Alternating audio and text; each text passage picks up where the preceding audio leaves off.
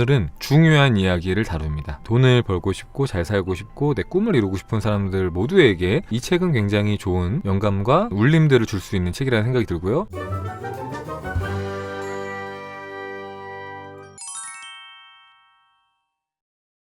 자, 볼게요. 27페이지부터 보도록 하겠습니다. 재밌는 이야기들이 많이 나옵니다. 좀 나누고 싶다는 생각이 오랜만에 드는 책이었어요. 뭐 사실 마음공부 책은 다 거기서 거기고 비슷한 얘기를 많이 하는데 이 책에서는 조금 디테일이 좀 다른 부분들이 있다 라는 생각이 좀 들었고, 보면은 내게 매우 중요한 책이 하나 있다.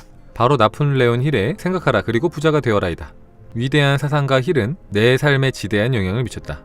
하지만 이 책의 가장 중요한 점은 따로 있다. 힐은 다양한 주제, 이야기, 훈련 방법을 파고들지만 정작 돈에 대해서는 별로 말하지 않는다. 부자가 되는 법에 대한 책인데 이상해 보인다. 이런 책이 또 있다. 로버트 러셀의 이제 나는 부자다. 이 책 역시 위대한 저작인데 역시 돈과는 관련이 없다.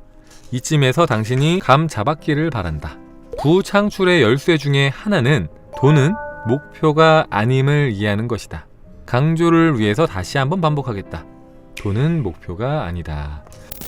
재밌죠? 책 제목 보면은 부의 원리죠? 돈 버는 법에 대해 쓰는 것 같잖아요. 근데 보면 여기 뭐라 써있는 줄 아세요? 이 책은 돈에 관한 이야기가 아니다 라고 써있어요.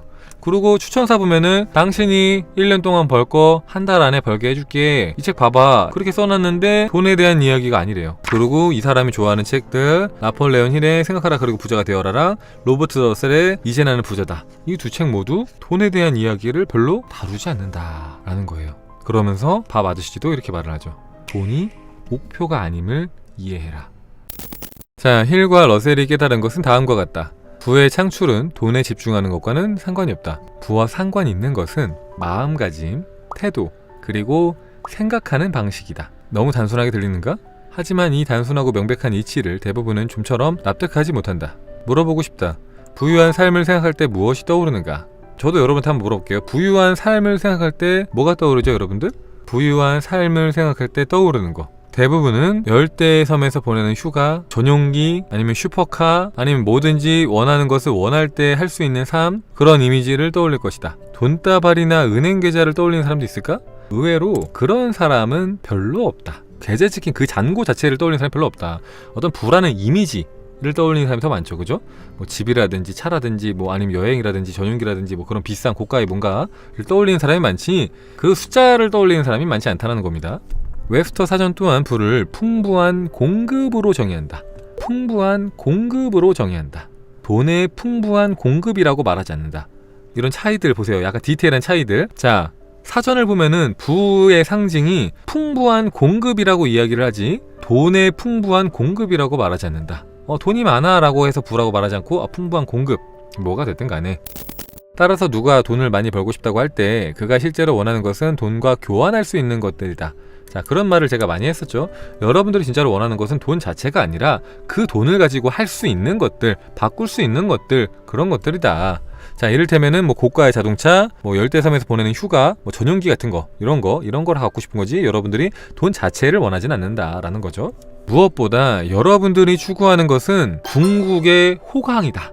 궁극의 호강, 그리고 그것을 자유롭게 누릴 시간이다. 맞죠? 여러분들이 원하는 거 이런 거잖아요. 궁극의 호강. 내가 갖고 싶은 걸 언제든지 가질 수 있고, 쉬고 싶을 때는 언제든지 쉴 수 있고, 누군가를 만나고 싶을 때는 언제든지 만나러 갈 수 있고, 그런 거, 하고 싶은 걸 다 할 수 있는 그런 호강, 그런 걸 원하는 거지 돈 자체를 원하는 게 아니잖아요. 맞잖아요? 돈으로는 행복을 살 수 없다라는 말을 들어봤을 것이다. 내가 들어본 말 중에 가장 황당한 말이다. 여러분도 많이 들어보셨죠? 돈으로는 행복을 살 수 없다는 말 많이 들어보셨잖아요. 돈으로는 행복을 살 수 없다. 근데 밥 아저씨가 뭐라고요? 내가 들어본 말 중에 제일 황당한 말이다. 너무 당연해서 어처구니가 없다. 자, 당연히 돈으로 행복을 살 수 없다. 그건 돈이 하는 일이 아니다. 돈이 할 수 있는 일은 더는 돈에 대해서 생각할 필요가 없는 안락함을 주는 것이다. 자, 이게 굉장히 중요한 말이죠. 돈이 할 수 있는 일이 뭐라고요? 돈에 대해 생각할 필요가 없는 편안함과 안락함을 주는 것이라고요. 우리에게 돈이 없으면 돈이 우리를 소모한다.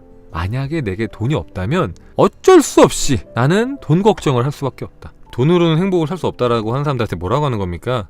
그래, 돈으로 행복을 살 수 없지. 하지만 돈이 없으면 더 불행해지지 않니? 라고 말하는 거예요. 그죠? 돈이 없으면은 돈이 우리를 소모해. 어떻게 소모해요? 돈이 없기 때문에 이번에 또 쌀 가격이 올랐대, 빵 가격이 올랐대, 김밥 가격이 올랐대, 어떻게 해, 생활비 모자라, 돈 걱정을 하게 되잖아요. 불행해지지 않습니까? 그래, 돈으로 행복을 할 수 없지만 돈이 없으면 불행해진다 라는 얘기랑 똑같은 거죠. 돈에 대해서 생각하는 일은 우리의 시간과 에너지를 잡아먹는다. 그러다 보면은 무한한 정신력과 창의력은 사라지고 걱정만 하는 기계가 된다. 우리는 이 악순환에서 벗어나고 변명을 멈추려면 가장 먼저 돈이 목표가 아니라는 것을 깨달아야 한다. 자기 힘으로 엄청난 성공을 거둔 사람 치고 돈을 쫓는 사람은 없다. 그들은 어떻게 마인드가 작동하는지 알기 때문에 돈벌이에 대해 생각하지 않고 대신에 자신이 하는 일에 집중한다. 돈은 우리의 목표가 아니라는 거예요. 그죠?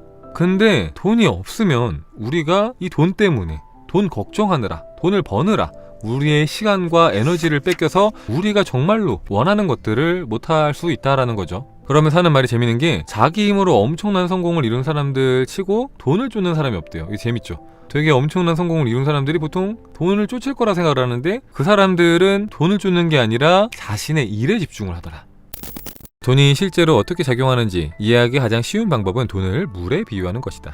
물 한 방울만으로는 아무것도 할 수 없다. 보잘것없고 무력하다. 물 한 방울을 1달러로 바꿔서 생각해도 된다. 1,000원짜리로 생각할게요. 자, 1,000원짜리 한 장으로 할 수 있는 일은 많지가 않다. 하지만 물방울이 모일수록 운동량이 증가한다. 물이 모여서 개울을 이루고 개울이 흘러서 강을 이루고 결국에는 풍부한 수량의 경류가 된다. 이 물줄기가 산을 옮기고 협곡을 깎는다. 물은 그야말로 우리 행성을 조영한다. 단 물이 움직일 때의 이야기다. 저는 여기도 되게 좋았는데 물에다가 돈을 비유한 것도 좋았는데 포인트는 이겁니다. 이 물이 움직일 때는 산도 옮기고 협곡도 깎습니다. 돈이 흐를 때는 그 돈이 우리 세상을 움직여요.